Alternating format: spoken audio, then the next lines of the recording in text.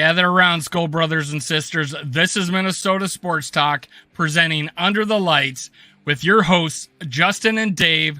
Next in 3, 2, 1.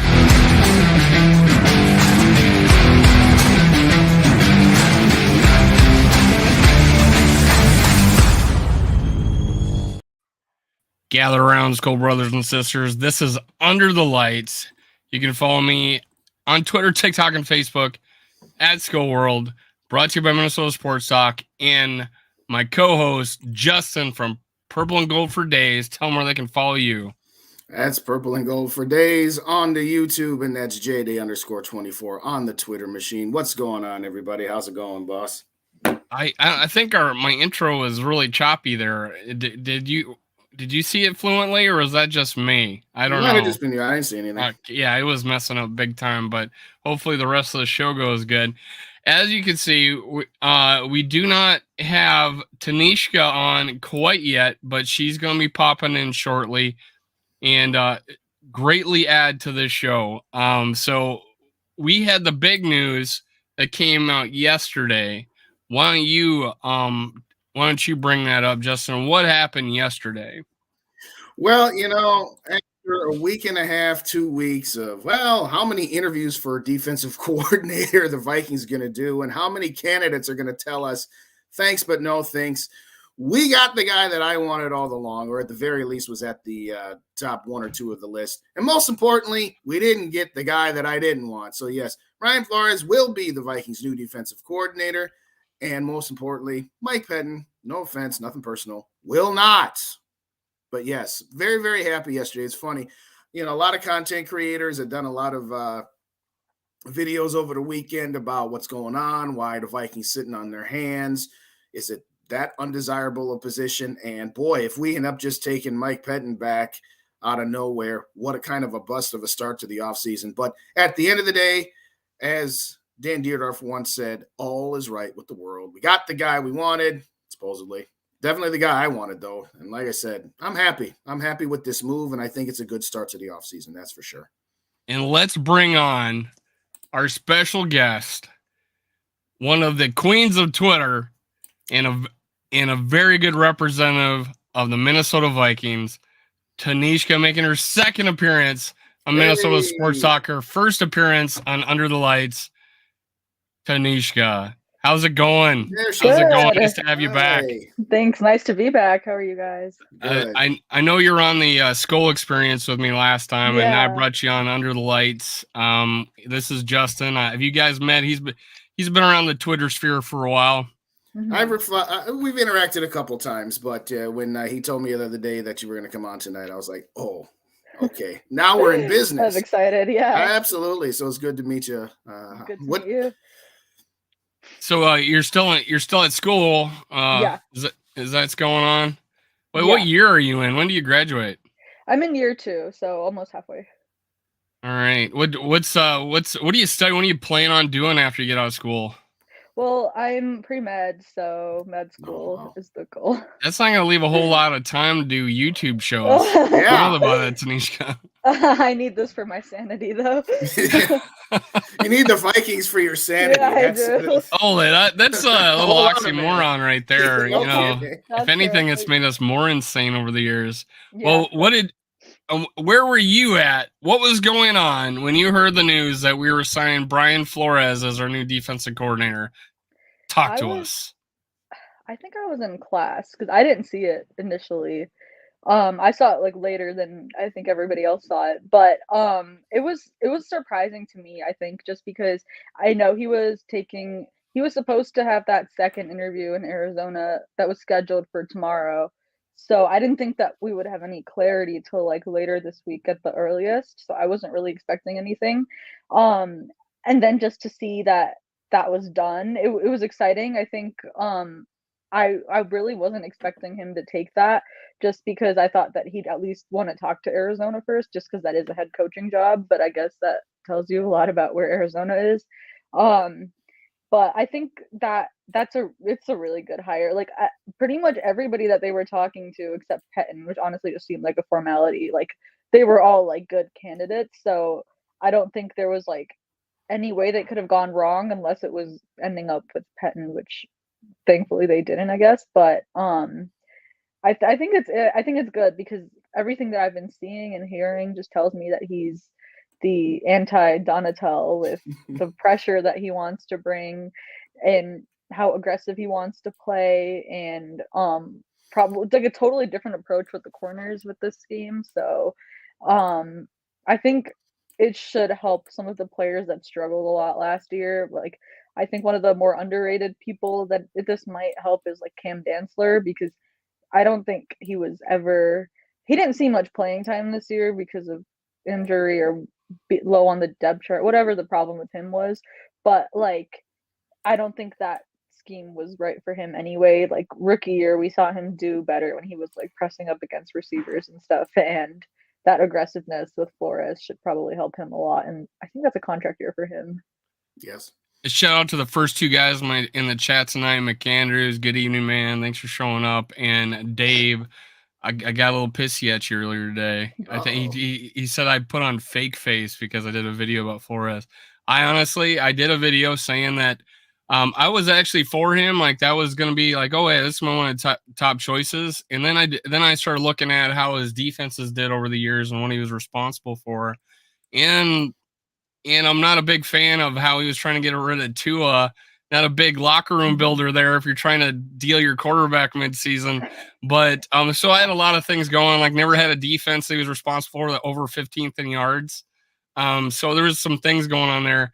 And Dave called me out because I was doing a video, and in a minute 02, I said exactly what I said on every video is I had my reservations.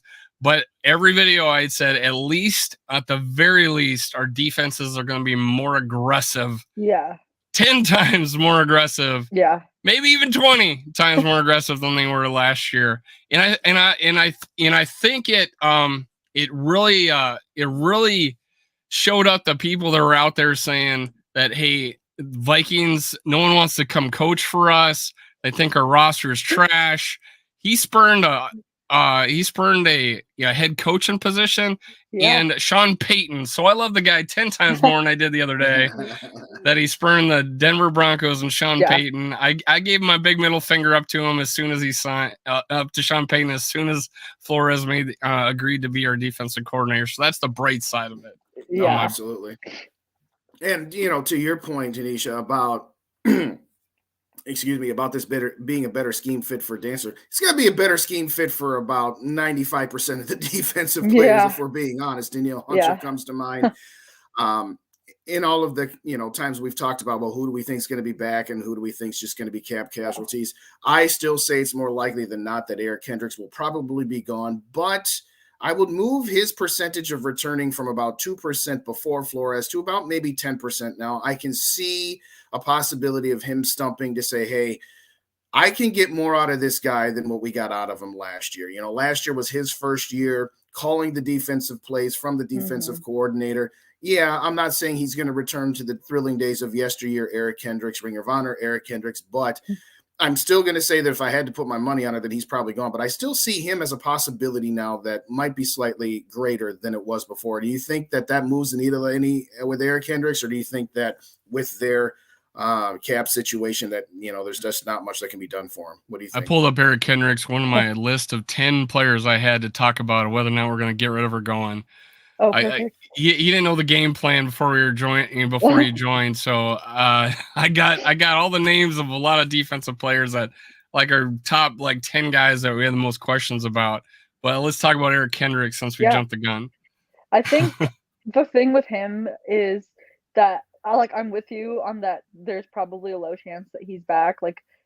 Getting Flores does increase that a little bit, but I just think that he's one of the easier cap casualties because when you look at it, guys like Harrison Smith, you literally cannot move on from unless you want to take a lot of dead money. I don't have the number on top of my head. I just remember it being a lot. So I feel like, So I feel like Eric Kendricks is one of those easier cap casualties. And then you have Brian Asamoah, who was really coming on at the end of the year.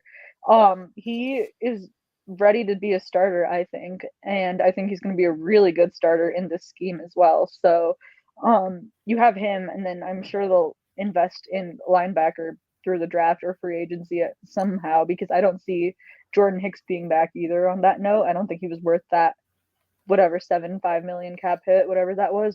Mm-hmm. So I'm like pretty sold on Hicks being gone, and I think there's a good chance Kendricks is gone too, because I think you save almost 10 million with Kendricks being out. And you really can't do a lot with some of these other contracts like Thielen and Smith in terms of just completely getting rid of them. So I think that increases the possibility for someone like Kendricks to be gone. Although I do think that Kendricks is still a good player. I just don't think he's that Kendricks that like was so good that he could cover Devontae Adams like 25 yards down the field. So I mean, it could be worth exploring a trade for him, maybe like a 4th or 5th round pick. I think I would do that all day if someone offered that. But yeah, low chance on either of those linebackers being back. The issue I had, not that makes all that makes perfect sense, and I agree with everything you just said. The only issue we have right now is outside Asamoah, who would we have on our roster? Yeah, it's a nightmare of a scenario unless we get someone to replace. And the kind of players we could afford would be a Jordan Hicks or a Eric Kendricks type of player. That's unless we get like a big splash and on time up Asamoah and then hopefully fill in some young guys in the draft. But like you said, the cap hit for Kendricks is 1.9, and I think Hicks is 1.5, and they're 11. The cap hit, or that's the dead money hit. 11.4 for Kendricks. So the only way we really bring Kendricks back is if we cut him and try to give him and try to get him back out of free agency, or and then Hicks, $6 million for our leading tackler. I think one of these guys might stay because of the depth issue we have. Which one of these guys, if we were forced to take one of them because of the depth issue, would you would rather have? I'd rather have Kendricks for 9.5 than Hicks for 6, because I think Kendricks is just a lot more talented than Hicks. Like, I'm glad that Hicks had a lot of tackles and he was like a good player. He was a good locker room guy and everything. But I think Kendricks, just the tenure here too, does play a part in it. And I think they're both the same age, if I'm not mistaken, too. Pretty close. I think they're within a year. Yeah. Oh, okay. Like, Kendricks is a little bit more expensive, but I do think that he's significantly better than Hicks. So if it comes down to that, then definitely Kendricks. Well, for the record, to answer your question. Actually, Hicks is a year older, so Kendricks would be the younger guy. He's 31. To answer the question on Harrison Smith, he doesn't have any guaranteed money left, but he does have 11.75 prorated signing bonus money that would be dead if you cut him pre-June 1st. If you did it after June 1st, you'd only take a third of that this year, and then the second third of it the year after that. So about 4 this year and 8 after that. But having said that, to your point about the 2 linebackers, I mean, obviously I'd rather have Eric Kendricks. Like I said, I think he might be amenable to, renegotiating a little bit. But, to your point, the thing that works against Eric Kendricks is he is got the most money that can be saved and the least amount of dead money that would be incurred. So he's kind of got a double whammy coming at him from that perspective. But no, to me, you keep Eric Kendricks here. Jordan Hicks, thanks, was nice. See you, bye. Yeah. We'll take your 1.5 dead and save the 5 that way. That's what I would do. My point a lot has been too that you can't run fast running backwards. And that's the way this defense played all last year. And everybody's saying how slow all our players all of a sudden became because of this. I mean, like Harrison Smith is 1 year removed from the Pro Bowl, and a really nice rating in PFF, and then now he's like in the 60s, and he's not making any Pro Bowls. He's still getting the picks, but off of tip balls and stuff. But in Kendricks, you could watch him in that Giants game, and it's like 2 guys crossing him. Both are going to be wide open. Who is he supposed to be covering? Nobody knows. And you do not play fast when you're confused. Yeah. And I think Ed Donatel was the epitome of confused, and it showed with giving up 10 games of 400 yards and then 1 in the playoffs. Yeah. It was just, he made the Giants and their quarterback just look amazing. I did that was a subpar offense that looked amazing against us, and oh my god, we needed a change. Made a lot of quarterbacks look good. There was Mike several White, Andy mediocre Dalton, Teddy quarterbacks that looked elite. Bridgewater. Yeah. Yeah, we literally got Daniel Jones paid, so I mean, or he's gonna get paid because of that game. Well, so. hopefully he didn't get a reduction after only throwing like 130 yards in the next game. Yeah. But yeah. Yeah, Daniel Jones ought to send about a 3% cut to Ed Donatel for whatever contract he's finna sign with the New York Giants after the way we made him look so good. So I'm gonna go down a few things with Flores, and then I got some more players to talk about. So I made this point: Brian Flores, first time ever holding the title of defensive coordinator, believe it or not. He was the play caller in the 2018 Patriots. Total yard. I think they won the Super Bowl that year. Yeah. Total yards 15th and scoring 6. High scoring year. 20.4 yards, and he was 6th. Then 2019 total yards 15th, scoring 32nd. And I saw an article that he was not the play caller. He had his defensive coordinator doing it. So I was wondering why wasn't he calling the defense? And I couldn't find anything for this year. Brian Flores 2020 total yards. This was his best year, scoring 21.1. Also a higher scoring year, 4th overall. But again, total yards 19th. And then the last year, if I'm not mistaken, he did not have the play calling duties. He had a D coordinator, and that D coordinator just got fired this year. Both defenses are about the same. Total yards 16th, scoring 15th. All better than us this past year. So anything's an improvement.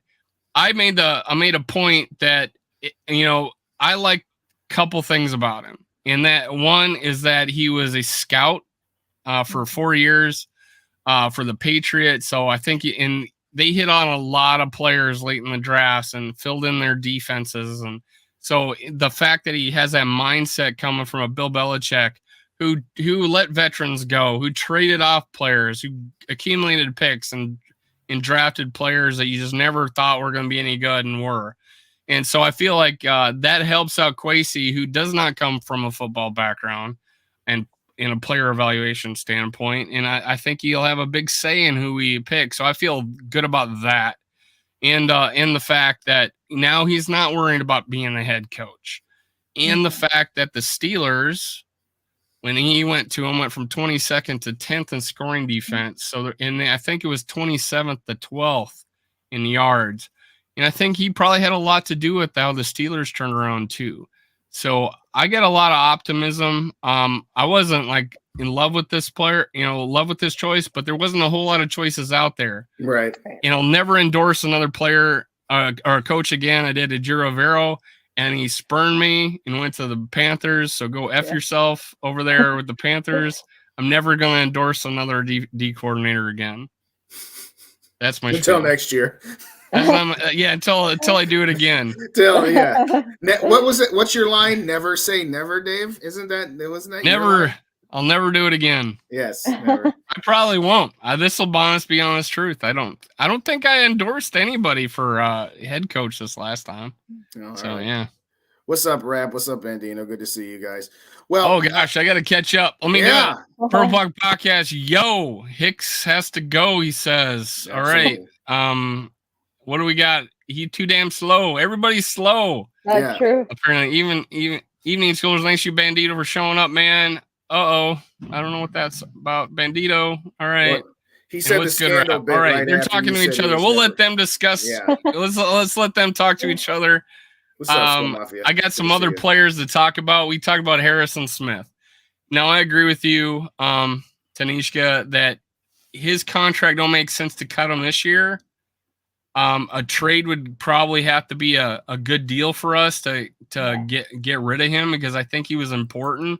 I think our safeties was completely went to trash when he was out. Yeah. I think he'll fit with Flores' attacking style defense. So I think if we do release him, it would be next year when we don't have nearly as big a cap hit.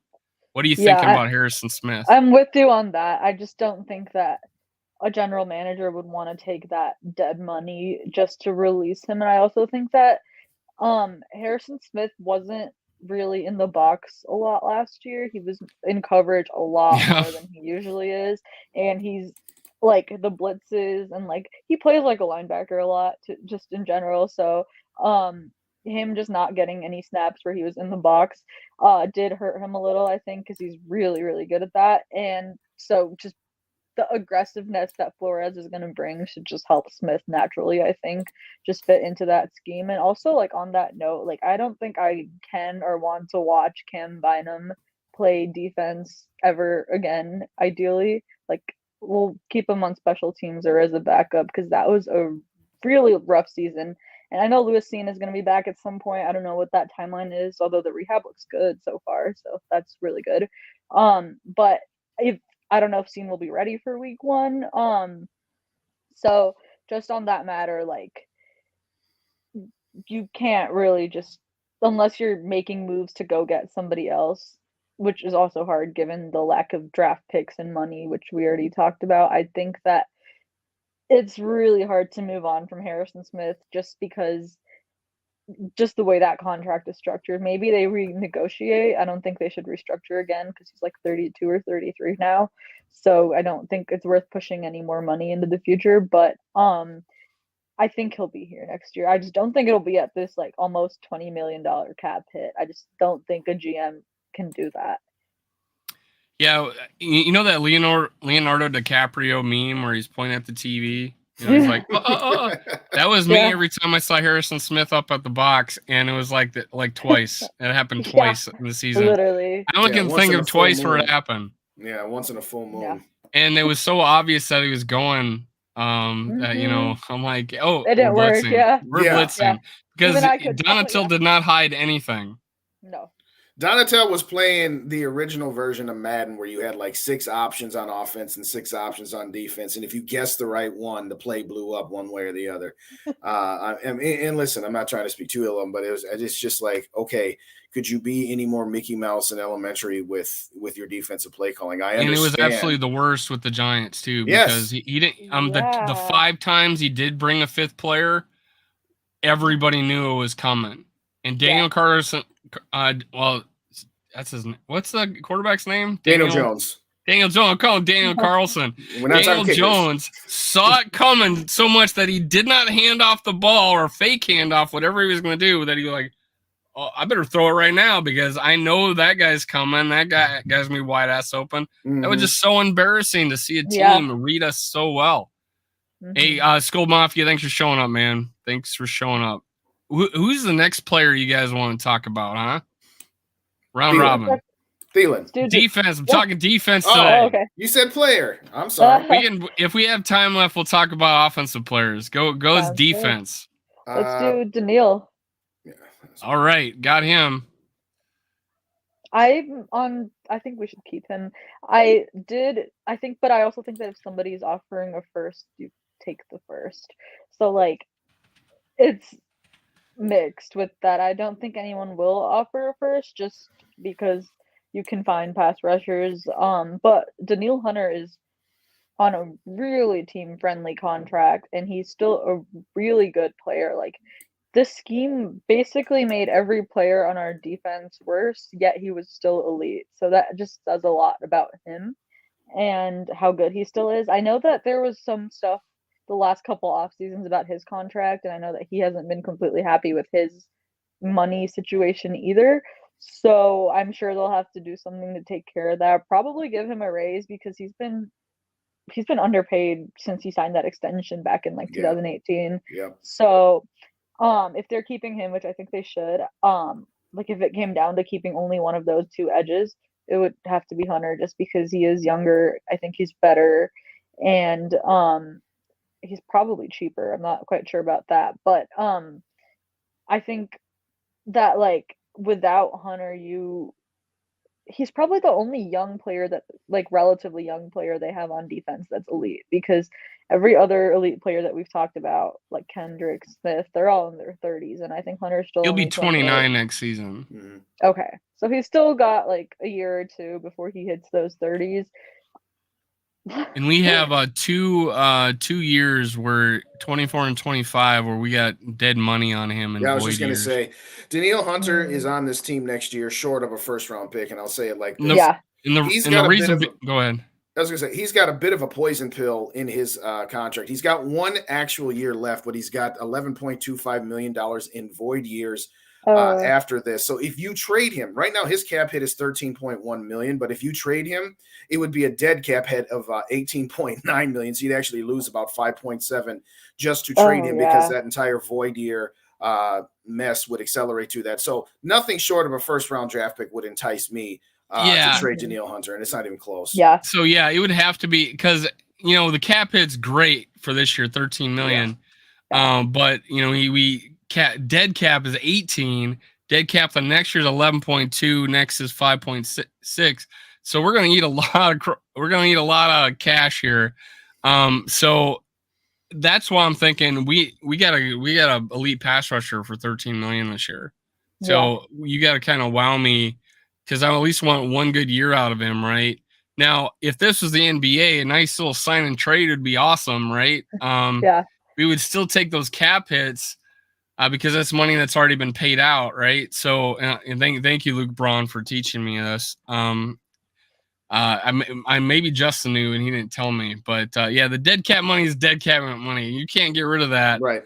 So 13 million, that's a hell of a good deal on a player. And I think, if a team, if he's going to go to a team where he can agree upon during the trade negotiation that, hey, this is a team I'll sign an extension with. Yeah, I think we could get a first round pick out of it. It happened already with Jared Allen when we traded a first round pick and got an elite pass rusher. I think he was a little bit younger, like 20s, probably 7 when it happened.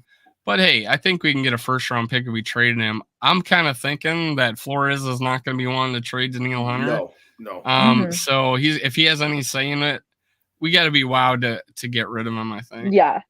I think a first round pick, you might have to do it just because that value is really high. But at the same time, it's got to be like a good first round pick. Like, I'm not talking like late 20s to a contender kind of team, just because that I think Hunter is probably more valuable than that pick right now. So it would take a lot to trade him, and like you guys touched on the salary cap, it just doesn't seem that realistic to move on from him, which I think is fine because he's one of your younger players on defense that's still elite, and you can build around him. So I'm mostly on team keep. And I think Skull Mafia agrees with us about Harrison Smith, and he's probably going to be on the team, and I think he's got juice left in him. Under a defense like this where you're running downhill instead of backpedaling, like, I don't know. I don't want to say any bad words. Purple Pocket Podcast agrees. And he told me tonight that we're going to restart up our Skull Live show, so hold him to it. Get on his ass. Tell him that we're going to have that show starting up again. Bandito, Hitman, run it back. Oh, yeah. I'll talk about running it back here in a little bit. Here, the Hitman had 5 picks playing out of his game, so we have to come back next year for me. Thanks, Crown Juice, for showing up. Skull Mafia Hunter will shine. I think he got used a little bit better later in the year. I think he got his hand in the dirt later in the year. So I think in Hunter's worth a first round pick all day. We all agree on that, I think, for sure. Mm-hmm. Let's talk about this guy. I'm gonna throw this guy out there, Shannon Sullivan. No one went, oh my God, we can't get rid of him. Nope. He's our ace in the hole. No, yeah. I think tell me what you think about him. I think statistically, he was one of the worst corners in the sport. Corners. Yeah. He allowed the most yards according to PFF. Take that how you want to, because I know their tracking numbers are a little debatable, but no, there's no point. I mean, nickel corners in need, but then you could also think about him buying them. Like, I know I said I didn't want to see him on defense again, but maybe if he goes back to what he was in college as a corner, I think that might be able to work. Or you just draft a corner or sign another nickel in free agency. But I really don't think that Shannon Sullivan experiment worked. I get that they needed a body and they needed a starter there, so that makes sense as a signing, but he didn't show anything that says bring him back. So it's a pretty easy, you can walk. And we heard all about how we were going to have 3 safeties in the game at the same time this Yeah. offseason, and it never, ever happened. And, hey, I agree with Cam Bynum being a choice there. I also think if I don't think Booth will come back and start on the outside at all, but I don't see why they did in the last offseason let him compete for the nickel. He's an aggressive dude. He's a more than willing tackler in college. Yeah. He has great ball skills, vertical leap. He showed all that. He was just really, really handsy in camp and was drawing all these flags, and Evans jumped him in the depth chart, and then the injury, obviously, first game of the season gets hurt, then gets a hurt for the rest of the season when he comes back. Yeah. So I don't know. Do you have any faith in these young guys coming up and stepping up and taking the nickel, or being, replacing a Peterson, or do you have any faith in these guys? I think Evans showed a lot. There's a lot to like there. Like obviously he does have flaws and he needs to get better, but I think the only issue with him is just the concussions. I think he had 3 last year and he was gonna wear a new helmet because of that. And that's scary. So a lot of it's just availability because Evans missed a lot of games after he became a starter. And then Booth, obviously, we know his injury history. Like he said, he's never been healthy since high school, and then he had 2 separate injuries his rookie year. So, a lot of it's just like, are they available to be on the field? And like, I didn't even talk about Dantzler yet, but he's always hurt, or there's always something going on with him. Yeah, we still don't know why he was out, but I guess I don't know. Yeah. Like I just don't remember the last time I saw Dantzler taking significant snaps this year. Probably happened at some point, but I just don't see him on the field that much. So, a lot of it's availability. Like we really need these young guys to develop because there's a lot of talent there and there's a lot of potential, but if you can't be on the field, then what's that talent good for? I think. And I think a lot of it's like a pattern too, like with Dantzler and Booth, I just never know if they're gonna be healthy because of like years of just not being healthy. Right. And then like with Lewis Seen, that was just a freak injury. I think he'll be back. I think he'll be good. It'll be fun to watch him grow. So I'm not worried about him. I think I'm actually excited to watch him. It'll be like having 2 first rounders next year in a way. But with the corners, you do need a vet, but I don't think I want an older vet. I don't know who's in free agency or who's going to be available for us, but if they're going to get a vet, which they need to get, I'd rather try to get someone that they can sign on like a multi-year deal. Not too expensive, obviously, because they can't afford that.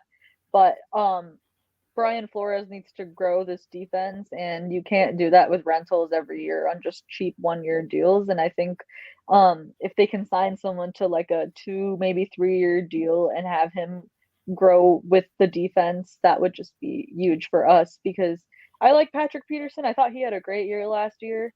But unless it's for a really cheap contract, even cheaper than the one he had last year, which was like $4 million, I at this point don't think it's worth bringing him back. I'll take him for anything under $4 million, but if it's anything more than that, I feel like somebody somewhere might just I think offer someone's gonna something pay him. more. Yeah, I don't think we should be doing that because we're not in a position to do that, and we just really have to get younger. Here's my it's thought time for the. Oh, go ahead, Dave. I was going to just say a quick thing on that. Here's my thought process of some of these defensive players. I'm like, let them go. That's how the Patriots did it. They let them go. That's how the Yankees freaking did it. And they get all these like supplemental, draft picks, and they do stuff with it. And right now we are short in 2023, and we're short of 7 in 2024. And I put out a video saying how to fix the D and draft a QB in 2024, and we're not there. We're not going to be able to do it unless we get some supplemental picks by letting some of these vets go. And I'm talking like a Tomlinson, who's a $7 million dead cap hit anyways. We would have to pay him 10 or 11 million to come back. So something, a Peterson, $4 million, but hey, are we losing that much? Can some of these guys step up and play nearly as good? And a guy like that goes and signs 6, 8. Who knows? Maybe Peterson signs as high as $8 million. we might Yeah, get we a shouldn't do third, that. fourth rounder out of that. Yeah, that would be huge. No, the youth movement on defense it's needed to start for a while. And frankly, part of the reason it hasn't is because we haven't had a good draft class beyond 1 or 2 picks for the last 4 or 5 years. And I think I'm Yeah. being generous when I say that. Obviously, you got Jefferson and Darisaw. And then after that, I don't know. I'm not saying that there have been 0 good draft, but there haven't been guys that have popped, in later rounds because, last couple of years of Rick Spielman, I'm not going to completely throw the baby out with the bathwater yet on the first year of Kwesi because, players got hurt, need some more time to develop. But at this point, veterans minimum, and it's nothing against Patrick Peterson. I think he can still play. But one of the things that I had said in my previous video was Patrick Peterson for the Vikings would have the expectations of being cornerback number 1 and everything that entails with that. Patrick Peterson, if he goes to a team where the defense is already solid and he's just filling a role, he absolutely can fill that role. I'm not saying he's over the hill and he needs to retire. I'm just saying from where the Vikings are at and what they would need from him. Yes, he's got the leadership, he's got the cunning and guile, and those things you can utilize when you're playing as part of a defense that's already built. But to circling back to the younger quarterbacks, we talk about Evans. We didn't mention Duke Shelley. We got to get, in my opinion, he's got to be re-signed because he's like the only halfway decent thing that we can afford to bring back here. But having said all that, no, the youth movement on defense is probably a year or 2 behind schedule as to where it needs to be. And, some of that was just decisions that have been made about, no, we're going to keep pushing forward. No, it's time to push into a different direction. And, yeah, with all due respect. Yeah, Patrick Peterson said, I'll take vet minimum. Okay, I'll take him. But other than that, no. It was fun 2 years, but time for you to go, man. Since Justin brought it up, before I talk about Delvin Tomlinson a little bit here or ask you about him, people are trashing on Kwesi's draft class. But when you look at it, I mean, we got a starting right guard out of it in the second round. We got a starting linebacker, I believe, in Asamoah. And going to be a really good one, I think, in the third round. And then a fourth round, Evans, right, who's started for us. I mean, right there you got 3 starters, and that's not even counting Lewis Cine and Andrew Booth Jr. And then you got 2 guys I really like in Ty Chandler and Jalen Naylor, who I think are going to be above average, if not good, offensive weapons, I think, in the future. How much faith do you have in these guys, being big contributors? I mean, I think that's honestly a deep draft class, in my opinion. It's just the injuries made it look like it wasn't. Right. I think if you look at that draft compared to the last 2 drafts we've had, I understand we got Jefferson and Darisaw. They're both pretty much generational players. Both are top 3 at their positions, and that's awesome. But then on that note, we haven't seen play yet, so we can't say anything about that. And like you said, Asamoah and Evans are both going to be starters next year, I think, personally. And I agree. Ingram is a starter. And he played pretty solid the last few games of the season. And he had a good year. I consider it a good year for a rookie. Yeah. I think starter's a little loose of a term for a guy at right guard on this offensive line where anybody would have been better than Drew Samia and company and that sort of thing. I'm not saying you're wrong. I'm just saying I'm still to be determined on him. But I think with Ingram too, a lot of people said that Bradbury got a lot better this year. I don't think that's necessarily true. I just think Bradbury had less responsibility in this offense, and a lot more was actually on the guards. So that might be a lot of why Cleveland and Ingram's numbers were lower than Cleveland usually allows less pressures. And Ingram's numbers, if you just look at the numbers, that's not very good, but obviously context to that matters. So I think that it was actually a good draft class, and this was the first draft class with potential. Because I know with the 21 draft class beyond Darisaw, I was just not excited for a single person in that class. And then I think they basically all got cut except Patrick Jones, who's a 3rd, 4th edge rusher on this team. And then even in 2020, I was excited for Dantzler because he had a really good rookie season and stuff. That was a fine draft, I think. But just if you compare Kwesi's draft to Rick's last couple of drafts, I'm taking Kwesi's over Rick's. Oh, like, no question. Rick, I'm not trying to like luck is a huge role in sports in general, but like he lucked into Jefferson and Darrisaw, but like that. Like that happens, I get it, but 2 years in a row, they were prepared to lucking take into, someone other than Darrisaw earlier in the draft. They wouldn't have took yeah. Darrisaw If that high. Darrisaw was really their guy, and if they really knew he was going to be that good, they don't move down from 14. And then obviously the Jalen Reagor thing happened, so that was just luck on both of those picks, and that's great. I'm so happy that happened because they're both wonderful. But I think Kwesi had actually, like, if you think about it, that draft was just fine. So I think, like, obviously we have to see these players get better and actually play and hope they stay healthy. So a lot of it depends on that too. But probably the best draft we've had in the last couple of years, because if you look back at before the 2022 draft, the last good defensive player, like starter to elite caliber player we drafted on defense was Daniil Hunter back in 2015. 15, yeah. Like, I guess you could. Skull Mafia makes a good point. The rookie's an unlucky rookie year, just like Chad Greenway. Look how he turned out. Yeah. He tore his ACL, I think, his rookie Yeah. season, and he ended up being a Ring of Honor player. First play of the preseason. He'll be he's going to be a Ring of Honor player for us. And I love this guy because we actually franchise tag him, and he goes, "You're going to pay me $11 million to play football? I'll take it." That's the kind of attitude we got. I wish more were like that. Right. But yeah, I just think that, like, I guess we got Jaron Curse one of those years after 2015, and he's a really good starter for Dallas, but we just haven't been drafting well. Yeah, we just haven't been drafting well on defense for years now, and that's literally led us to why we are where we are with the old guys sticking around for as long as they've been here. So, ideally this year in 23 and then next year, you get 2 solid defensive drafts. It doesn't have to be first round necessarily, but just in general get good players, and the defense should be fine. But a lot of it, I think this last draft could have 4 possible defensive starters that ideally would be starters for a long time pending they stay healthy. That's the key. But with Scene and in particular his recovery, we talked about Evans a little bit, and unfortunately concussions are not something that, okay, once you get past it, you're past it, like an ACL or a broken ankle or something where they become cumulative.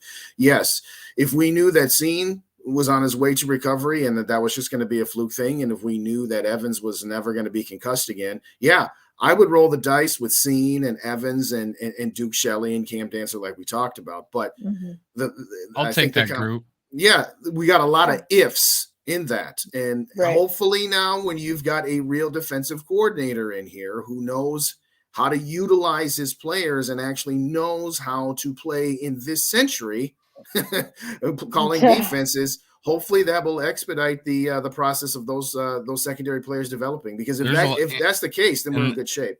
Those corners are, when you look at them in college, those are some press corners, not some fallback zone coverage corners. Yeah. So, and Duke Shelley's a coverage guy. He's not really but he showed more than that, though. I think when he got out there, he showed some aggression and made some tackles and stuff. So I think he's going to fit in pretty nicely. And I think he's a key. I think he's going to be cheap, and I think he's going to be a key to solidifying this defense a little bit. But let's bring up Dalvin Tomlinson here. I'm back on that train. I want him to move on to some other team. I was big on him. I thought, hey, we're using him wrong, but hey, we're playing him at defensive end. But he's probably doing better than anybody on that first 3 linemen. But hey, I would rather get the draft pick that we're gonna get when he goes signs $10 million somewhere else, and that might be as high as a 3rd round pick. And I'll freaking take that because we need that, and we can always get a guy to play defensive end, and we got Atamoyu, rookie last year, who is a 3-4 defensive end. Right. So hey, I'm willing to let him go, try to get somebody in the free agency, the draft, or let Atameu, if I'll ever say it right, play a DN instead of a Dalvin Tomlinson. Yeah, I think a lot of Dalvin Tomlinson, the uncertainty does come from him having that void year, because I think we're paying him almost like 7.5 million, something like Correct. that, to not be on the team, which Yeah. really does suck, Yeah. for a team that needs that money. So that being said, I don't think I would extend him for what his market will probably be, because he's been a really good player for us the last 2 years. But again, it's time for the youth movement. I just don't think that where this team is right now, they can afford to pay a defensive tackle that much money, just because you factor in age. And even like, he's really good, but talent wise, I don't think he is near the elite top defensive um tackles like Dexter Lawrence or Jeffrey Simmons, or like that caliber, where I would be okay paying one of them that much money. Maybe if we're in a three, maybe if I we're was in a just gonna say. 4-3, you know, Yeah, He's a good exactly. 4-3 D tackle. He's a very good Yeah. 4-3 D tackle. In a 3-4, Exactly. yeah, he clogs up the middle, but he doesn't get any pressure. Okay, Yeah. that's what you one of need the in questions a 3-4. I'm gonna ask. One of the questions I'm gonna ask on Thursday, or tomorrow when we got Luke Braun on here, is like, hey, if we re-sign this guy and he's got a $7 million dead cap hit, and we sign for $10 million for this year, well, isn't that a $17 million dead cap hit? Not necessarily. So it's You can not. We're spread not it out saving different any ways. money letting this guy go. We're not saving any money re-signing this guy. There's nothing we're Right. gonna get out of it except for a solid player. Why not get a solid player in the third round if we get that pick for him? I don't think we're going to be big players in free agency. I wouldn't mind getting one elite guy, Yeah, that can like make a last year. difference, like a nose tackle. And let's talk about that. I was my show last night revolved a lot around a building from the inside. Which would you rather have? I'm gonna ask the question to you guys. Which would you rather have? A elite center or elite nose tackle, if you only could choose one to help fix this team? Elite nose tackle by far, because we don't have an elite center right now. We have an average at best one, and the offense was still really good. So I don't think you need an elite center.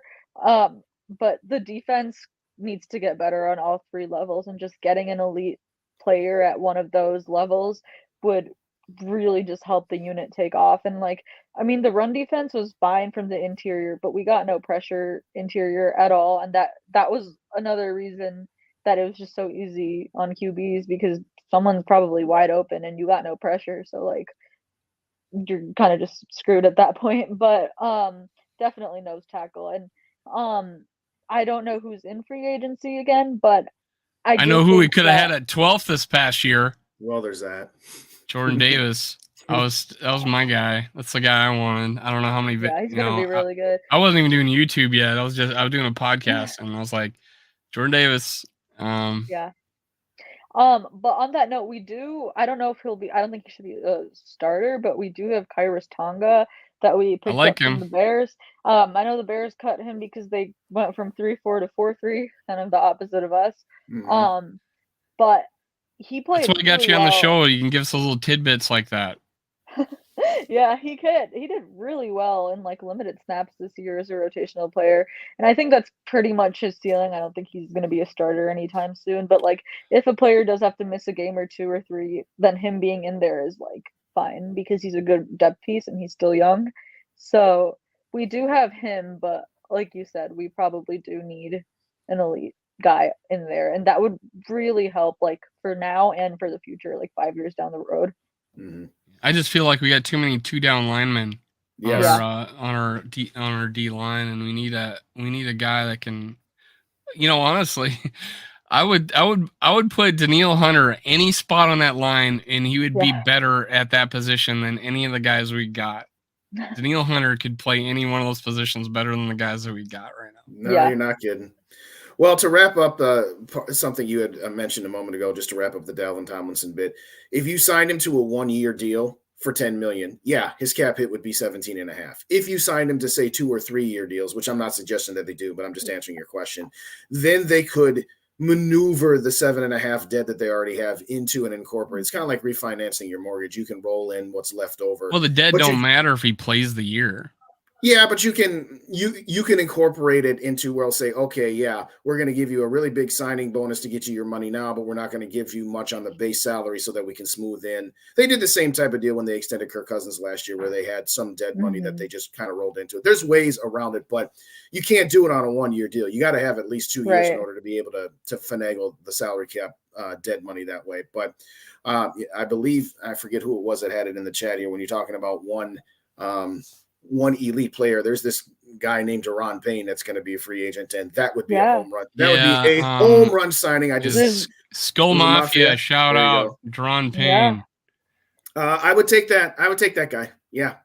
I don't know how feasible that would be. And it's kind of one of those deals where, the Vikings have enough money to go shopping in, the bargain bins to get maybe 2 or 3 guys. And if they were going to get somebody like Deron Payne, it would pretty much be like, that's your one guy. And then you're just getting a bunch of scrubs after that. So as much of a dream that would be, and that would solve a lot of problems right off the bat. But I don't think that'll happen. And Crown brings up a good point. Imagine someone going to push up the middle and how Danielle Hunter and Zadarius Smith would just feast. Yes. With that guy, with that quarterback not being able to step up. Make it easier for the youth on the back end. But I think, like, the thing with what you said about Deron Payne, like, we probably won't be able to afford him, but if you do want to get that money free and just get that one guy, I think that might be more worth it than signing 3 guys from the bargain bin. Also, because he's only 25 years old and he is an elite player at his position. So just one guy who's elite would just be way better. Plus, he's not old, and you don't need a lot. Like, you need depth, but if you can get an elite player somewhere, this defense does have talent with potential. So you don't need to just get a bunch of bargain bin guys just to, like, fill the holes. Because I remember in Zimmer's last year, we went out and got so many guys like Breland, Woods, Alexander. We were signing like everybody. Did you just name Breland? Yeah, did you say his name? Yeah, that's exactly what Zimmer did. I'm bringing back all of my guys. He signed a whole bunch of scrubs. Yeah, and at that point though, we like kind of had to fill out the roster because we didn't have any young guys that could step in. I think like the most talented young player we might have had on defense was like Troy Dye or something at that point. Like right now we have guys. You still have him. Oh, that's true. He's still on our team. Yeah, special teamer. We have guys with talent that just need opportunities to play, and that's going to come with growing pains, but that's how it is when you're building a younger team or a younger unit, and that's kind of just what they have to do. Like, I would much rather, that's what I was saying with like veteran corners earlier. I would much rather go sign someone with upside who's like 25, 26 years old. Right. Then go try to get another 30-year-old who we know who he is. Now with new D coordinator coming in, still probably being a 3-4. Zadarius was on a pretty team friendly deal as far as getting out of that contract. You feel like he's staying because of who we hired, or what do you think? That's a really tough one because I genuinely just don't know. I think a lot of it just depends on what else they do to free up money because we are like almost 25 million over. And I know a Kirk Cousins extension frees up almost 23 million. Probably a Brian O'Neill restructure. So you can get positive with just those 2 moves, but obviously you got to do more after that for the rookie class and to actually be able to go get guys. But that being said, I'm really mixed on Zadarius because the first half of the year until like Thanksgiving or a little after that, he was a menace. And I think he was still good after Thanksgiving. I'm not saying that he just became a bad player. Like a lot was wrong. He had a lot of pressure still. Couple games there, yeah. And then he had a knee injury.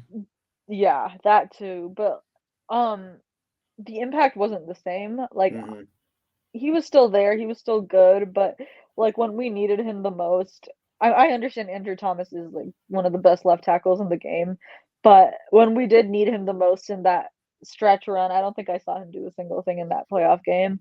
So it's just that's like the last taste he left in my mouth, and it's pretty sour. But a lot of it depends on other moves. Like, he has a team-friendly contract, and I would be down keeping him if you made other moves to free up money and go get guys that you needed to get in other places. But if it comes down to it, I wouldn't be too mad if he left and we ended up drafting an edge, because we do, again, have to get younger there as well. And I thought Patrick Jones and DJ Wanham were actually, like, they played well in this new scheme. Like, 3-4 fits them better than 4-3 ever did. So So you do have that's my them. point too. Is we got two guys that could. How much of a drop off would they be rotating?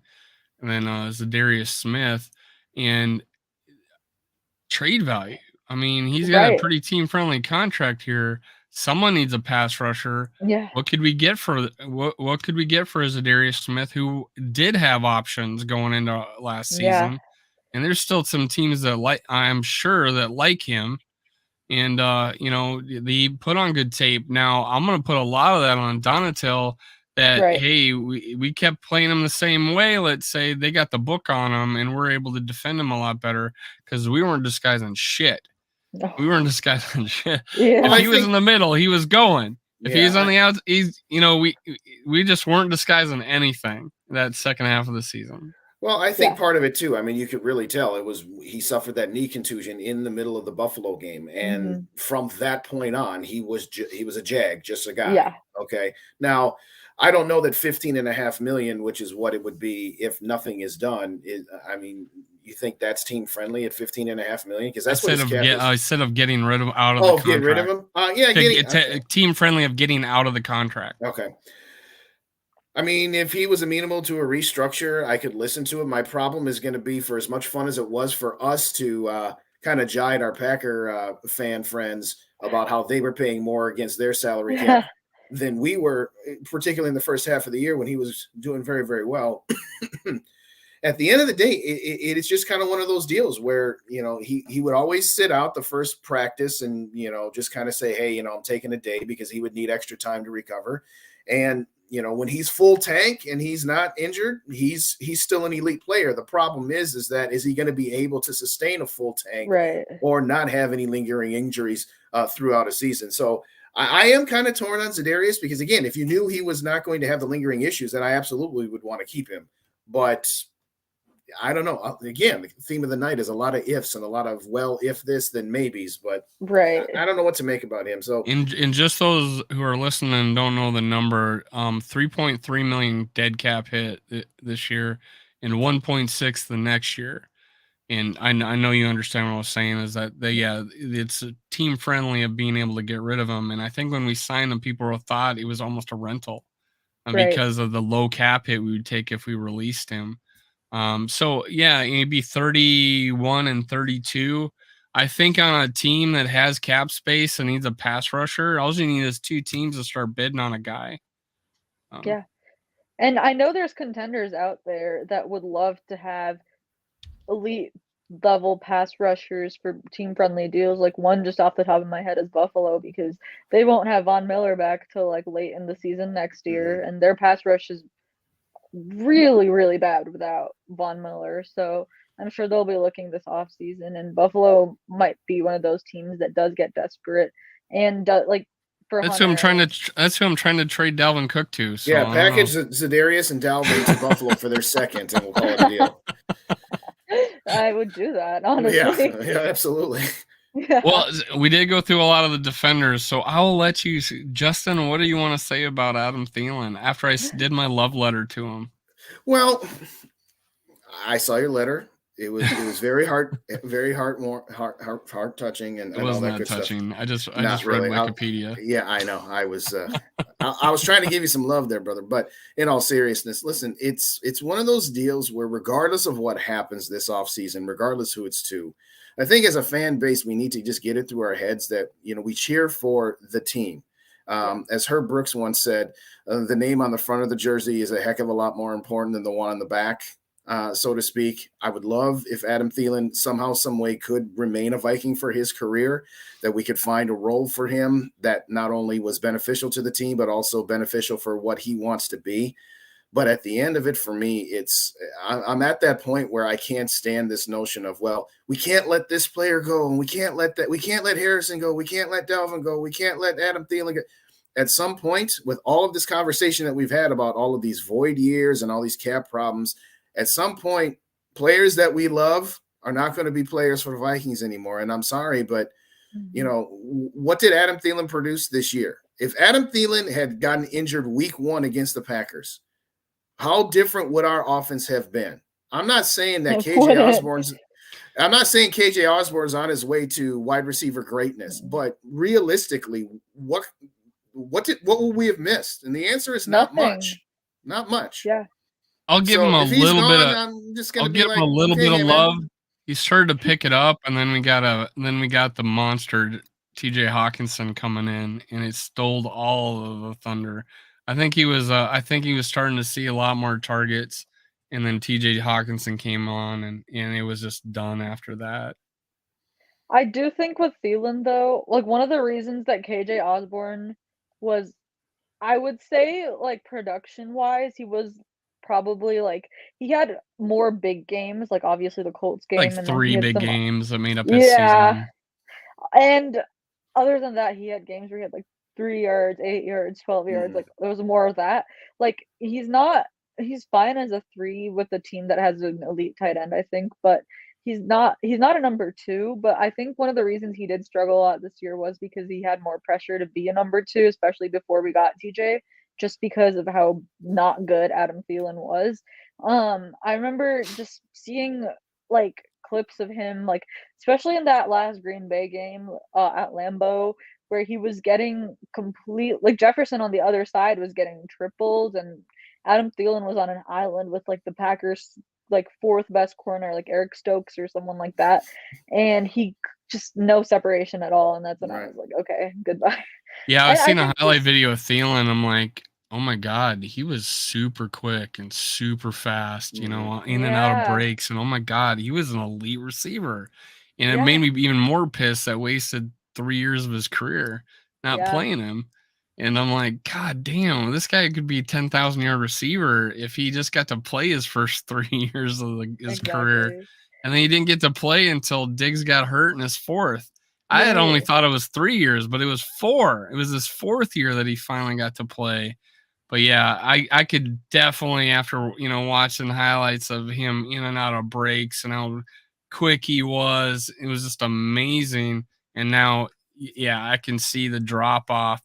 He's still going to be in this league for, I'd say, at least 2 more years. Yeah, it's just when you look at these numbers, you just cannot fathom, and it's not his fault. So anybody who's giving hate to the Caitlin Thielen, right? The people that give hate to Caitlin Thielen, that's just is stupid. This is not his fault that we have a $19 million cap hit in a 21 and dead money 13, 5, 7, and 2.2, and he's not going to be playing for us. Yeah, that's not his fault. That is right, and that's literally Spielman. because every single year I remember we would restructure him. Like the last, at least 2 or 3 years is restructured. He leads the league in restructures. Probably, and this is why we are where we are. And it isn't his fault, but we also can't go into the year with that. That would just be unacceptable, I think. I wouldn't mind if he was here, if he was making under $10 million, because I think if this team ever got a legitimate number 2, that he could still be a good number 3. Right. And if KJ was a number 4, then you might have the best receiver core in the sport. But a lot of that depends on getting that legit number 2, of course. Yeah, for me, I remember too many times seeing Thielen catch the ball and run backwards 5 yards to try to get he's okay, I got to get myself started up so I can get up to full speed. There was times where he would catch the ball at full speed. It's like, nope, I got to catch it. I got to run backwards. Jefferson was laughing at him, pointing towards the end zone. No, that way. Justin Jefferson was laughing at him, pointing at the end zone. You need a Greg Coleman there, Dave. You need a Greg Coleman there. Be like, no, dude, that way. But yeah. I don't know if Tanishka, we had Greg Coleman on here, and he told us he was the Minnesota Miracle, and he's pointing on the sideline. There's this picture of him pointing and Diggs, running. And I said, do you take some credit for that Minnesota Miracle that you actually were able to tell Diggs which way to run? And he goes, "Well, hey, I had a player who was a Marshall.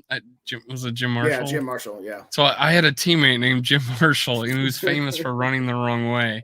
So that's why he said that Jim Marshall popped in his head, and that's why he pointed Diggs in the end zone. So that was probably one of the funniest things that's ever happened on the show. But Yeah. so hey, let's talk about. Oh, well, you know what? Since we're still talking about Thielen and number 2 receivers, I am giving the crazy prediction that Jalen Naylor is our answer at number 2 receiver for our future. I love Jalen That Naylor. is bold. Me and him are getting married. I like Nope. what we saw from him at the end. Is that a hot take? I'm very hot. Steaming hot. Steaming I would what? love I'm not sure. for that to be true. And the reason being, let me give you some context here, is that he had been hurt a lot in his career at college, so he never got to put up those numbers. And that dude was balling out his last year, and he broke his hand. Not an unusual freak injury. You break your hand. It's not one of those things where, hey, he's made out of glass, where he would have had over 1,000 yards. It was a big time receiver, long, lean, fat, fast guys, big draft for receivers. So what a terrible year to come out and coming off an injury. Well, we had another guy we drafted in the 5th round that was injured all throughout his career. And he's might be a Hall of Fame receiver now in Diggs. So what? Jalen Naylor got drafted 1 spot behind Diggs. I'm not saying Jalen Naylor is as good as Diggs, but he's got a similar story. And when he got in that game, he had his first 5 catches of his career were first downs. I think the next he might have got even a couple more after that. And they were talking about, well, like he scored that touchdown, 47-yard touchdown or whatever. Well, he says, well, he did that against so-and-so. Well, the next play, he was double bracketed, did a double move, and got another 15-yard catch. This guy can play football, man. I think he's got it. I do, and that's why I'm going. He's like a 38-inch vert. He catches with his hands. He's speedy, Naylor. He's pretty fast. So I think he just went unnoticed, and it was another gem we took out of the pile, man. I think it is. That would be huge. That like would if be. that So that would be humongous. Everybody join the Jalen Naylor train. I'm on it. I'm down. I didn't pay attention to most of his catches in the Green Bay game just because I was go look at his college tape. Go look at his highlight tapes in college. You'll see these crazy catches. He's got one of those Odell Beckham catches. He's pretty. He was always so damn wide open. He was big play after big play. He just was injured a lot. Hopefully that's not the case. He was injured this year. He got injured this year on special teams. It would be funny if he just ended up being better than Jameson Williams in the long run, just because of that would be great. Honestly, yeah. Not only because he's a Lion, but just because of how much people have been wanting the Vikings to go get a receiver pretty high to fill that void. But. Oh, and this is the common joke. Naylor, I barely knew her. Yeah. The lady present, Bandito. Oh yeah, you're laughing. You're in the chat and on the Dave sold me on Naylor a while ago. Bandito, I know I'm a good salesman. That's why companies hire me to do that. So now let's talk about the other elephant in the room would be Dalvin Cook. What say you, Tanishka? What would you want to do with Dalvin Cook? Goodbye. Jeez. Yeah. That's the show, folks. Not Thank even maybe Can you elaborate? Can you elaborate? Mic drop. I think out of any player, is Rap still in the chat? Yeah, I know. I was just waiting. Any player on this roster that I want more gone than Dalvin Cook, I genuinely don't think there is one. Like I don't think he brings anything to the table well, actually that's a lie. He still has good big playability. He made game-changing plays like in the Buffalo game, Miami game, Indy game. He'll always have that home run threat, but then which is great. I'm not saying that he shouldn't be in the league at all anymore or anything. I just don't think that paying him that contract is worth it, especially when there's a really convenient out in his deal this year. And because at the end of the day, he is a running back, and with a team that can't really afford him that much, it's a pretty easy out because based on like pretty much every like stat that they have for like running backs with like rush yards over expectation or just like all those fancy stats they have, he was like he was last on like all of that. So, and on those graphs, he would be in like the bottom left quadrant, which is like the worst one. He was almost as bad as Leonard Fournette was in Tampa this last year. And I just don't think, I think people get really caught up on the big plays that he has, which to be fair are really big plays, and they've basically won us a lot of games this year. Um, but when you're getting only like 1 yard, 2 yards, -2 yards on your other runs, um, or you're just not being that much of a factor in the passing game either because his hands were never that great.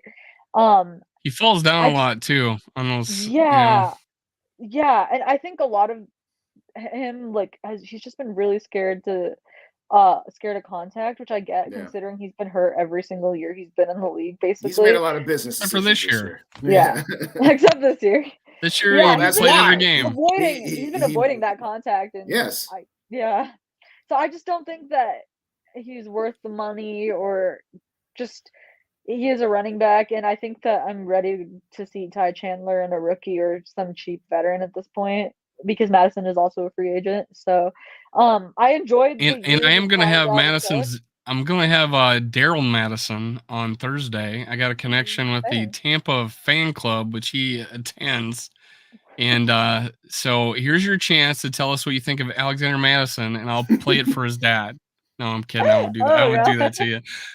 But yeah, I don't see how we can pay like $5 or $6 million for Madison, or especially when we got Kenny Nwangu Yeah. and Ty Chandler. And just like Jalen Naylor, I put Ty Chandler and Jalen Naylor after the draft. We drafted them, and I did my first videos. I put those two guys as I thought was our best values of where we drafted them, and I think it was just because we undervalued Ty Chandler because he shared time at Tennessee, but when he switched to a different offense, became a receiving back, but still had over 1,000 yards, and he has elite 4.38 speed. And he's known for his receiving ability. What a perfect Yeah, guy to that's put huge. in this offense. And Mhm. then you got another guy who surprised me that could catch the ball, and Kenny Nwangu. I was shocked that he could, because he never got that in Iowa State, for Yeah. sure. Yeah. So I feel like we got two guys we can put in there, and I think in Alexander Madison, I'm going to tell this his father, he deserves a starting role somewhere, or at least Yeah. a lot more than 75 carries in the season. Right. And we didn't use him. And I thank goodness, get this guy paid. He's going to probably go to another team. He's going to get paid, and he deserves it. He's going to be somebody's Absolutely. Latavius Murray. Just like Yeah. when Murray came here Yeah. after not getting Perfect re-signed. example. It's Perfect example. He had hardly any mileage on the tire. We so to rarely speak. agree on anything, Tanishka, and we just agreed on that. No, I'm kidding. We agree on some stuff. Yeah. And on that note too, I think if you just look at like the Chiefs, they're a great example of this. I know they drafted Edwards-Helaire in the first, and that was a pretty bad pick. But they just took Isaiah Pacheco this last year in the 6th or 7th round, and he's been amazing for them. Like, you don't need to draft a running back high for him to be good. Like, we have guys on the team already, and then if you just draft one in the late rounds this year to round out your group, I think you should be set because Pacheco produced probably more than Cook did. I don't know if the numbers are true, but if you watch Kansas City games, he actually looks effective running the ball, which I can't say about I our wasn't too running game at impressed all. with our play design on running plays. Yeah, I mean, That's there's something to also be said. True. valid. I That was is not valid. impressed with KOC in his running game. I wasn't. Yep. Yeah, I think the whole outside zone scheme that we used to run with Kubiak was like Gary Kubiak, we'll specify that, was really good. And but You're not giving any that, credit to Clint, are you? No. Okay. no. Yeah. After that, though, the running game, depended solely on Dalvin Cook being Dalvin Cook, which when he was in his prime, like you don't need a good design for him to just be good. But right now, I do agree on that. KOC's running scheme or whoever the run game coordinator is, that should got to get better for sure. Yeah, I think he needs to reevaluate on what he did. There, short yardage plays, just decisions he's made. Yeah. Throwbacks to Kirk Cousins, the tight end letting screen. Dalvin Cook throw the ball. And the tight end screen of death. Oh, yeah, the jump pass on, for Dalvin Cook. But the tight end screen, get rid of that stupid tight end screen. You're killing me with that. Yeah. But as far as running backs filling out, just draft Mo Ibrahim in the 6th round and we'll be good. Justin, any last words before we end the show? Well, first off, everybody, thanks for joining us in the chat. We very much appreciate it. As always, if you don't already subscribe to both the channels, Purple and Gopher Days and Skull World, and so Sports Talk, please do so. Thank you so much kindly for our guest here this evening. I guess the last question I want to throw to our guest is, where do you stand in – well, I thought you were going to talk about running it back, Dave. Wait, what happened to that? Or did we just run out of time? I love talking about that. Are you excited that we're going to run it back, Justin? That we signed a defensive coordinator? Because I know you're so excited about running it back. It's not that's the thing. You say that I, put words in your mouth. Well, you do the same amount to me, brother. What I'm saying is that I don't know if you ever watched the show Breaking Bad. When did I say we're going to run it back on the show? You're listening to another show I did, and then you're saying, hey, were you talking about me on that show? Is that what you're saying? Okay. Now we're going back. Starting to fight. We're going to go to Tanishka. 2 minutes ago, he pointed out we rarely agree on stuff, and we were all celebrating. And of course, I just bring up one thing. I try to end a show. He wants to make it go 2.5 hours. I was just going to say that to me. I guess what I was going to ask our guest is if you're in charge, what do you do? Do you take some measures, or what I would like to call half measures, or do you just say, you know what, if you're not under the age of 30, or if you're not a superstar, it's time to move on? I think some concern that people have is that, well, yeah, if you make a clean slate, you just clean house and clear the decks, well, then we're going to be terrible for 6 years. And not necessarily so. We talked about, all of these players, talk about Harrison Smith and Danielle Hunter and Zadarius Smith, Patrick Peterson, Dalvin Cook, Adam Thielen. And magically, that's where the conversation ends. I guess to me, it's like, if you're going to go halfway, why only go halfway? I guess my question is, what would you do? Would you completely clean, or would you just go, well, we're going to do the best we can to stay competitive again? I've wanted to clean for the last 3 years now, I think, and it just hasn't happened. I think ever since the 2019 season, I've been on the clean it up train. But I think, like, there's no point in doing this half in, half out thing. But that's probably what they're gonna do, just because I don't know how much the Wilfs want to just tear it all down. But like, I just compare it a lot to Chicago, because like it'll be interesting to study these two teams in a couple of years, just because they both hired head coaches and GMs in the same cycle, and they went in totally different directions. Because Chicago could have like ran it back if they wanted to, because they had Khalil Mack, they had talent, Roquan Smith. They could have done that, and they instead went the other way, and they were like, nope, everybody's gone. We're gonna suck this year. We're gonna get the number 1 overall pick, and they'll probably trade it. They'll probably trade it, and they'll still probably land one of those really good pass rushers at the top, and probably get like future first round picks or whatever that pick is going to be worth, to jumpstart their rebuild. And everybody knows how much money they have, just because they don't have any talent on that team right now. So it's just two totally different approaches from these two teams, and them being divisional rivals just makes it a lot more interesting, I think. But I would have tore it down like at least a year or two ago, I think. The draft that Fields was in, I probably would have moved up to go get the next guy and then sit him behind Kirk for that season. I just don't think that this roster... Isn't that the year we got Darisaw? Yeah. Yes. Right. Yeah. I just don't think that this roster... You're not going to get a lot out of this roster, even if you keep some of these old guys, because like we're talking like Super Bowl here. And when you watch the playoffs and compare them to Dallas or San Fran, or especially Philly, like they're not beating any of those teams. They're not going to be close to any of those teams with these guys, and they just don't have a lot of room to go get a ton of new guys or to build within a year or two. And I just feel like like that's what Kirk's expiration date is. I'm not saying he's gonna suck in like 2 years. I just don't think that you can keep extending him forever. I'm sure we'll see an extension this offseason for another year, which I think I am okay with. I've pretty much like I've pretty much believed that that's gonna happen, which I guess is fine. But beyond that, how much are you gonna just keep riding this cycle and changing one thing every year and getting literally the same result every I year? get the Like, answer for you. I get the yeah, go answer for for it. you. I'm scared. So you don't get rid of Kirk until Justin Jefferson is signed.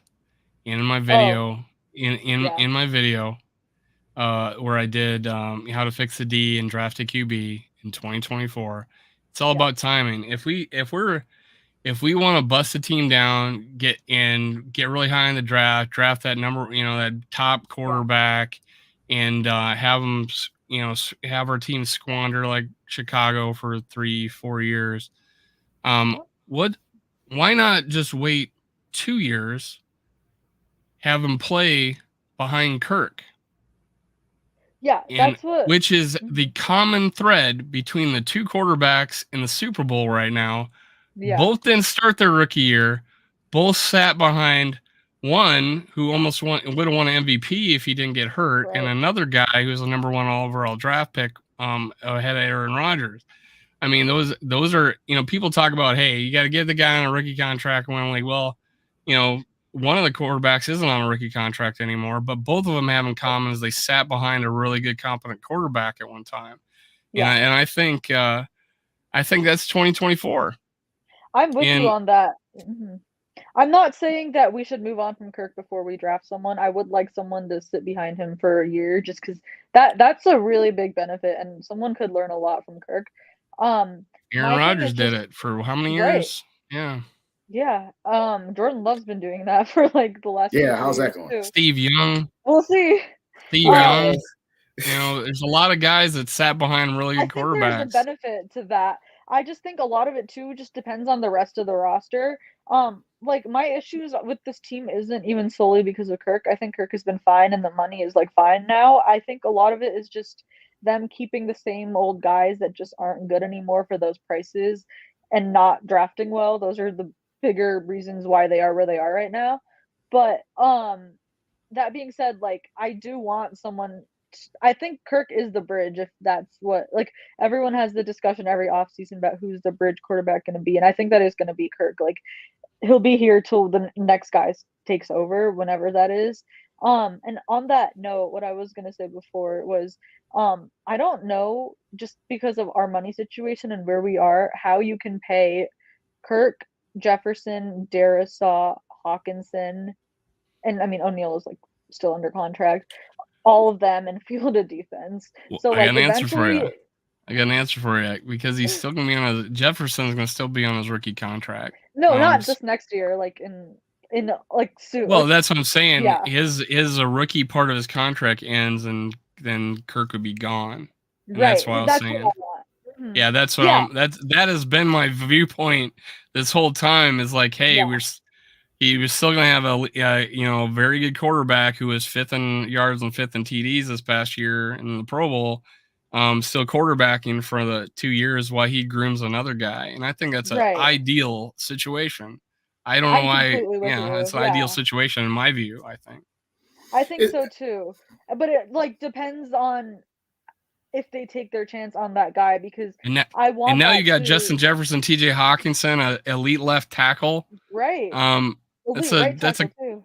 Yeah. And I'm Brian O'Neal. And I'm sure I forget how long his contract is, but right. And I'm sure they'll get another number 2 in the next year or two before you get that rookie QB. Yeah, even if it's him, I'm down. Whoever produces, I'm with. And I think that is going to be a really good situation for said rookie in another year or two. Like, I'm totally with you on the timeline, which is why I don't mind if they do extend Kirk another year, just because I do. If we can wait 5 years, you can at least wait 2, Might as Yeah. well just wait 2. That's all I'm saying. Right. Well, the Yeah. only thing that I'm going to slightly disagree with you on, and it isn't much, is I'm not suggesting that they go full Chicago Bears on it. I'm suggesting that there's somewhere in between what the Bears did and what the Vikings have done for the last 5 years. I have zero issue with, okay, if we have Kirk for 1 or 2 more years and we've actually picked his replacement. My issue is that, yes, I can listen to Kirk being the bridge. The problem is that I don't know that they will view him as the bridge. I think they will continue to view him as the guy until Who's it's they? too Management? ownership in particular. Ownership, Yes, for sure. yeah. If they brought in, said, okay, we're bringing this guy in this year, and we're going to go with Kirk for 1 or 2 more years, and then we're going to turn it over to, okay, sure, I'm listening to that. But they've given no indication that that's even on their radar. They've only given us the indication that Kirk is the guy to lead this team to the promised land. That's the difference that you and I have. Sure And they to your did. po- Sure they did, Justin. Do not bring up. They were do not- talking about trade, and they were in discussions of looking at trades before this season. I And don't buy that for a Yeah, second. they and were. then I don't Kwesi buy it. even talked about one of his biggest decisions is whether to burn down the quarterback position. I mean, That's not his decision. That's Wilf's decision. Kwesi can tell Right. Wilf All right, tomorrow, yeah, I want to okay. burn it down. And they're going to say, guess what? No, you're not. not. It's Yeah. as simple as that. Now, Okay. to a point you made earlier about trading a guy 1 You're year in the know, early than man. late. You're in the know. I'm not. No, I'm saying we have evidence. We have enough evidence from the Wilfs to say that that's highly the most likely scenario. But to wrap it up, you had said earlier about trading. Okay, so if you extend Kirk for a year, well, now you've gotten rid of him 1 year too late instead of 1 year too early. Why is it that conversation can happen for everybody else on this roster except Kirk? That's all I want to know. Why is it that he's immune from that? Let's sign him to a I don't 5-year think contract. he's immune. No. I don't think he's immune. I just think that he's one of the few people on this team, like the vet-wise, that has actually played up to his contract. I think This he year, yeah. has this year, yeah. Like, obviously, I don't want him making 45 mil plus, but with the money that he's been making since the first extension, I think it's been fine. And then you got guys like Thielen and Cook and like even Smith, where they make so much money and they're just not playing up to it. And I think that's where the issues are. Like, my thing with Kirk is like, I don't love him, but I don't mind him just being here until we get the next guy. It's not like he's so unwatchable or the worst QB ever. I agree. But obviously my big fear is that they just don't care about the succession at all. And they need that before, like, you want to get your franchise QB of the future before you need him, because when you need the guy, then you really suck. Like, And right You're now literally we have saying the only same thing we only I have do, a except one Dave doesn't quarterback that's under contract for 2023. Just yeah. one guy right now. Yeah. Under contract for 2023. So we do not have that answer right now. And we do not have the picks to get that guy right now, because we are not burning it down this year. We are going for it. We just signed Flores. So we know that we're going after it today, or going after it this year. No question. Otherwise, he's not coming to play for us. So we do know what Kwesi's thinking about is winning this next year, because Flores would not have come here saying, "Hey, we're just going to tank it." And Right. so that's not happening, question. right? Right. So we do not have the draft picks to replace the quarterback this year, because I don't think we're going to try, and there might not be a guy there. And are we going to take put our first round pick on a quarterback this year? Probably not. So my thought again was timing. We need to let those free agents go, accumulate those picks, trade a Dalvin Cook. Even, if we trade a Danielle Hunter or Zadarius Smith, whatever, accumulate those picks, we would have the ammo in 2024. And then I think that's where it is. Brian Flores is That's where it is. Flores is going to fix this defense. We're going to get to the divisional round of the playoffs and lose. And then next year, you'll be saying the same thing. We'll take our quarterback in 2025. Stay tuned with more depression next week on Under the Lights. Hey, Tanishka, thank you for showing up. Absolutely. Anytime Thanks we for talk about having Kirk me. Cousins, extends the show at least 20 minutes, often an hour. But hey, thanks for showing up, and I appreciate it. I'm gonna have you back on again as much as you want. I love it. I don't know how many shows I got. They're coming out of the woodwork, but you'll be on one of them as much as I can get you. So I appreciate it. Sounds great. Yeah, I Skull love the run. Vikings. Skull.